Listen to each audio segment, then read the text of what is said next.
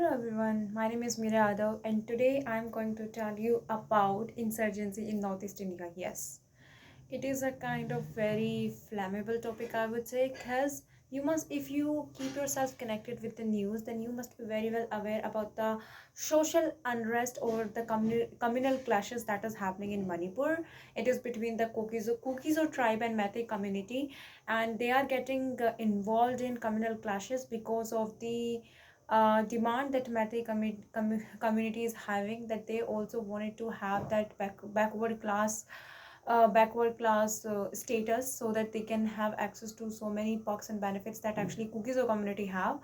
Although Meitei community are in majority, and and also they are very wealthy class, but still they have this you can say they have this attitude that they want more than that, which is uh, kind of affecting the Kokizo community, and they are getting involved in communal clashes over this issue.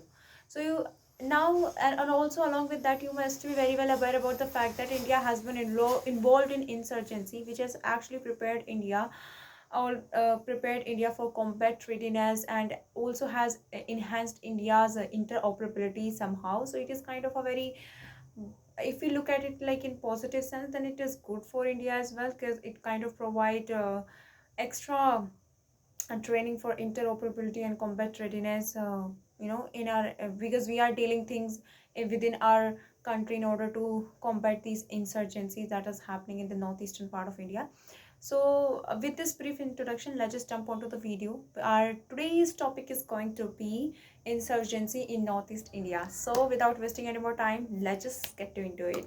Okay, so here, first of all, we will look at the background, that how insurgency, what is insurgency in Northeast India, what is the origin of this, what is the origin of insurgency, how insurgency originate in India, particularly northeastern part of India. We are not dealing with India overall. We are dealing with only with the northeastern part of India. So northeastern region consists of 8 states, which are Arunachal Pradesh, Assam, Meghalaya, Tripura, Mizoram, Nagaland, Manipur, and Sikkim. So these 8 states continuously form northeastern region, which is connected to India through Siliguri corridor, and which is also known as Chicken Neck, and that is why it becomes strategically very important for India, as it is the only gateway for India to have an access of its northeastern region. And along with that, northeastern region share boundary with countries like China, Myanmar, Bhutan, Nepal, and Bangladesh. That is why it is also known as the gateway of Southeast Asia. So this was all about the background part. Now if we talk about northeastern region specifically, northeastern region is not a single entity, as it has diverse tribal population with their different historical background, and that is why and also the tribal population kind of find themselves different from the Aryan and Dravidian races of the mainstream India, as they are have originated from Mongoloid tribes.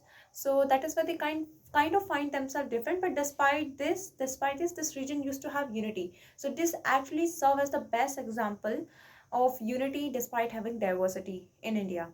But for the past many years, this region have been suffering from insurgency, and we're going to look at how insurgency originated in the northeastern part of India.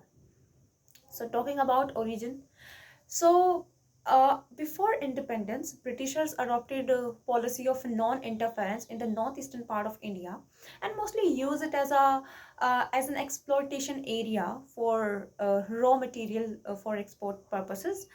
But after independence, it became crucial for India to integrate northeastern part of India. But it kind of posed many challenges in front of India, as the tribal population of northeastern region opposed against it, and then finally gave rise to insurgency in many part of the northeastern region. So it was like for the first time, insurgency was seen in mid 1950s by the Nagaland group NNC, which stand for National Naga National Council, which which launched armed rebellion against government of India when their demand for independent Nagaland state was neglected. It was denied. So they launched armed rebellion against the government, and that's how insurgency started in Nagaland.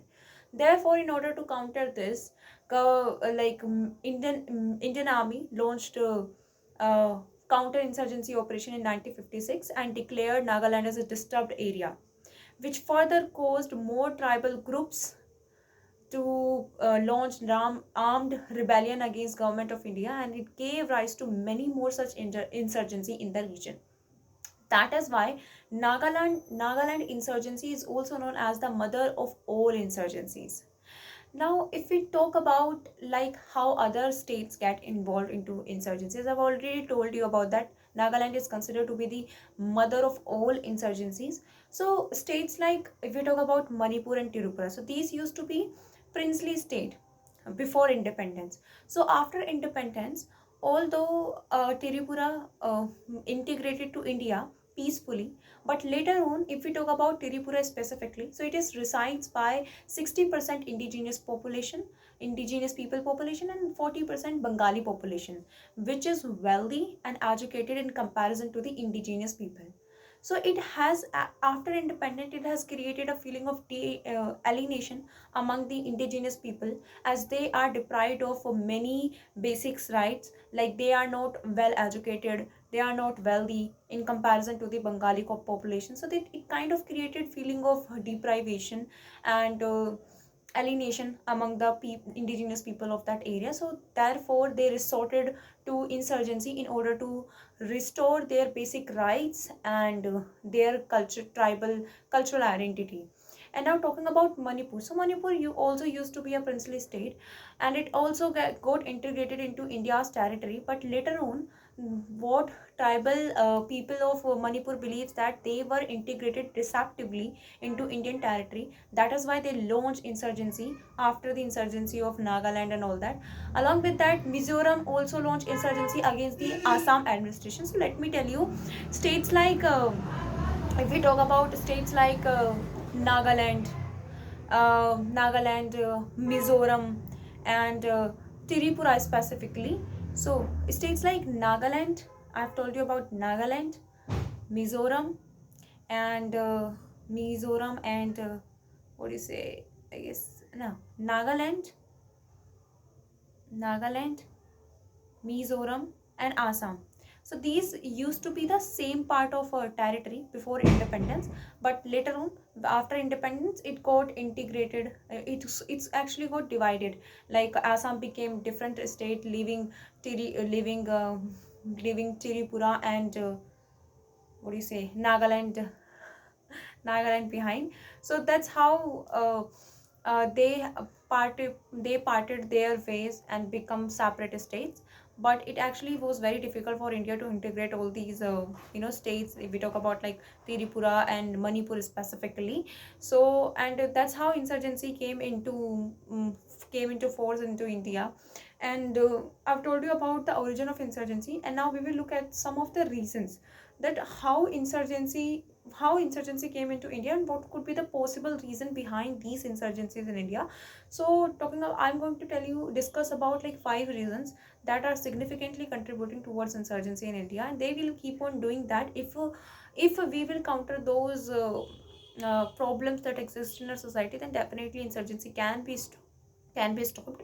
So talking about the first reason, that is ethnic differences. Of course, it is the most important reason, I would say. So as per the report of Anthropological Survey of India, it states that it has ethnic the region, the northeastern region, has diverse ethnically diverse population, and also the tribal communities of that particular area find themselves different from the Aryan and Dravidian races of the mainstream India. And in order to save their tribal culture, they take help of insurgency so that they can save their tribal culture. That's one reason. And talking about second reason is political and governance issue. It is very important. Like most part of the northeastern region is under corruption, and like As per many reports, there is a strong nexus between the politician and insurgent groups. So politicians somehow match their hands with the insurgent group and keep them doing insurgency without taking any major actions in that particular area. So there is a strong nexus between the politicians and the insurgent group. And along with that, low representation of of northeastern people in bureaucracy, and low and in bureaucracy, and low representation in central administration, and if ineffectiveness of local bodies has significantly contributed in rising up the insurgency in northeastern region. And along with that, this this poor state structure has somehow created insecurity among the communities of the northeastern region. That is why they are taking help of insurgency in order to restore back their cultural identity and their rights and their benefits that they used to get. So this is how it is contributed in it has contributed in insurgency in northeastern region. Now talking about third possible reason, so it is basically, I would say, because of like there is also, you can say, yes.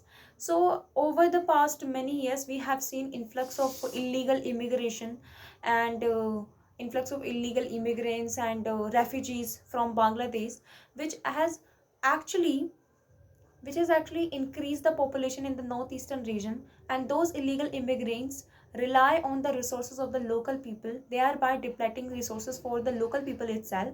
And for example, if I tell you with an example, so in Mangladai by elections, so when in Mangladai by elections, around 45,000 illegal immigrants has registered for electoral polls, which is a huge number in itself. And it actually created social unrest among the population, which actually lead to the creation of anti-immigration group called United National Liberation Front, in order to launch insurgency against these illegal immigrants. So this has also widely contributed in increasing number of insurgencies in the region. And the fifth factor that I would like to tell now, talking about the fourth factor. So that is somewhere underdevelopment due to geographical challenges. Yes. So geography also fuels insurgency, like due to hilly inaccessible terrains, it transport lines has not fully developed in the region, thereby leading to lack of pin road, which stands for pan Indian national road, national highways, and Indian railway network, thereby creating distrust among the people, between the people and the local and central government,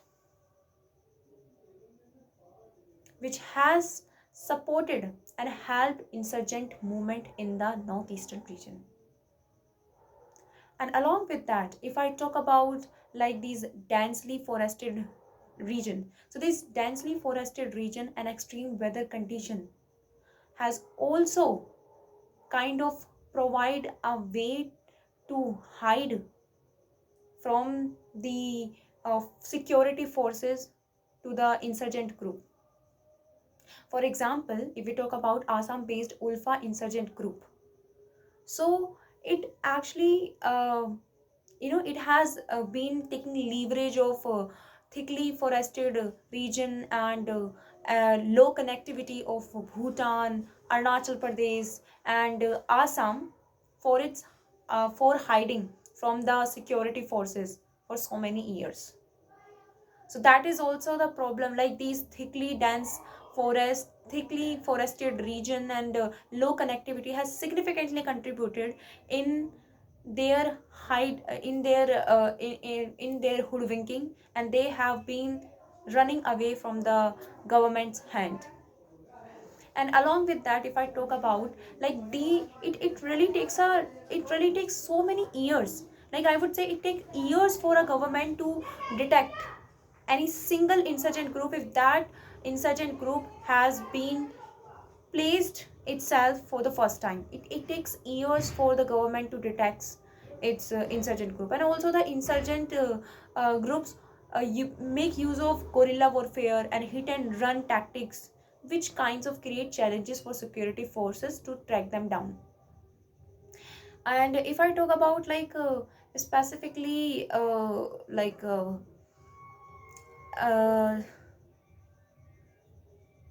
so yeah, this was all about like these geographical challenges has significantly contributed in. And also if we look at the, yes, it is very, this point is very important, like due to porous, like our, if we talk about international border now, it is porous. So due to porous international border, it, like the insurgent group operating in the region fled fled to nearby nearby neighboring countries like Bangladesh, Bhutan, and Myanmar. So, and this has actually facilitated the movement of drugs, arms, and illegal immigrants, thereby significantly contributed in increasing criminal activity in the region. And along with that, you must be very well aware about the Golden Triangle that actually circulate between Bangladesh, Myanmar, and northeastern region, which actually facilitate the movement of drugs, which I have already told you, and make those people drug addicted, and they actually get relied upon these insurgent group in order to earn some quick money and then cause harm to the society and create social instability and political instability by getting involved in insurgent and extremist activities. And if we talk about like the last factor, which is very important, which is feeling sense of deprivation, alienation, and exploitation has also significantly contributed in increasing the number of insurgency in the region. Like lack of political stability and economic development has affected the upliftment of poor population. And along with that, like the has kind of affected, you can say. And along with that, like the local people are still practicing traditional agriculture, thereby leading to low productivity.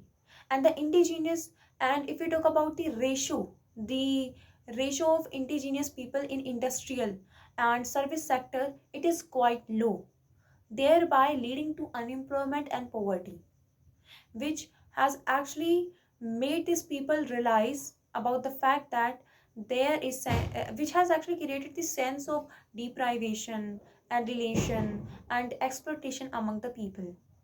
And this region has not been fully developed because of these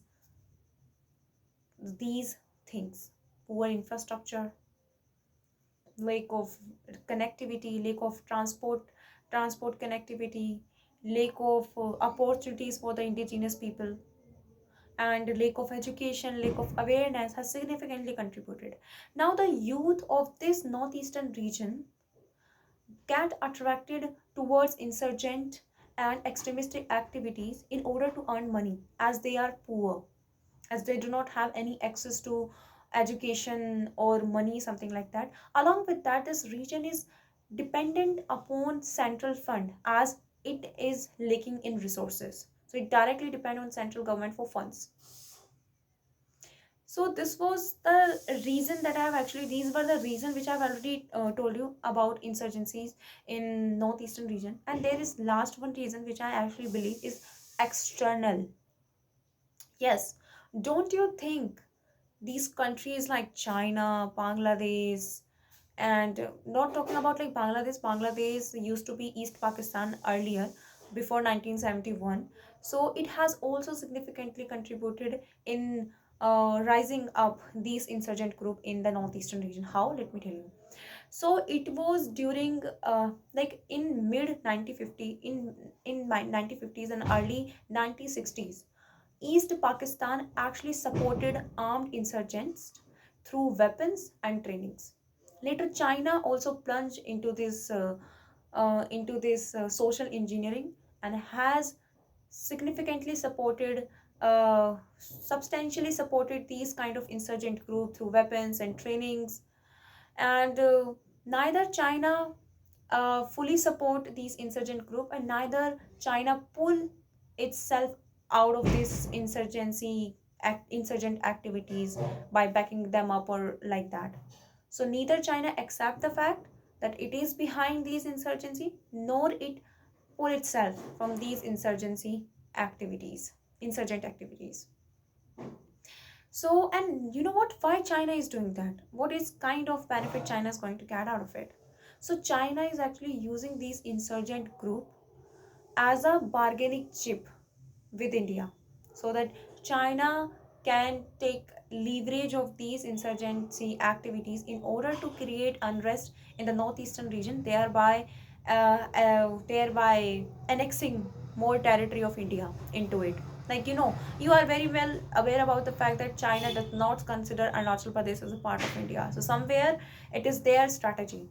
Now this was all about like the reasons. Now if we come to the solution, so far, as you very well aware about the fact that AFSPA, Armed Forces Special Power Act, has been launched in Manipur's 4 regions, which are West Impal, East Impal, and Bishnupur. Bishnupur is also there, and Kangpokpi is also there, and Jiribam, which lies in the uh, western part of Manipur. So there, Armed Forces Special Power Act has been launched. So it actually came recently. So these are some of the steps that has government taken in order to regulate, in order to counter these insurgencies.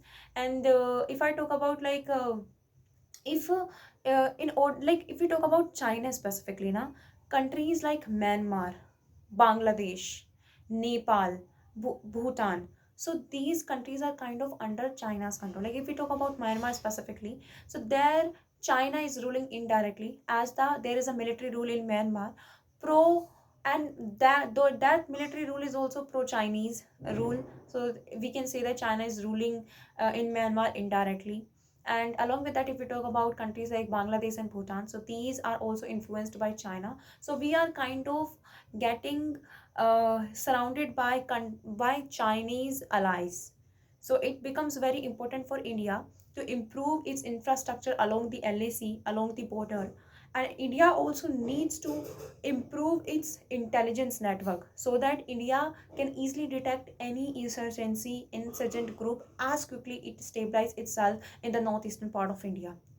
And if I talk about like the second step that India has already taken, so that could be revisited again in order to take lease of this leash, you can say, lease of this insurgent dog, I would say. So second step that has government taken, so it could be revisited, and that is like if I talk about like uh, uh like um like like in recent, like I would say, the government actually launched several military operations, and negotiations by government has significantly reduced the number of militant group from 120 to 40. So which is huge number. Can you see one, where is 120, which is 3-digit number, and where is 40? So there is a huge gap that we can see, and that thing can again be revisited by launching many military operations, and negotiations by government with the local people can definitely help in reducing the number of insurgencies in this particular region, thereby ensuring peace and tranquility in that particular region. So this was all about insurgency. I've told you about the background, origin, and told you about the reasons in a very deliberate manner, and also told you about the solutions. And you can also tell me the solutions. Why not? You can also tell me the solution in the comment box. I will be very much pleased to know about those solutions. Thank you.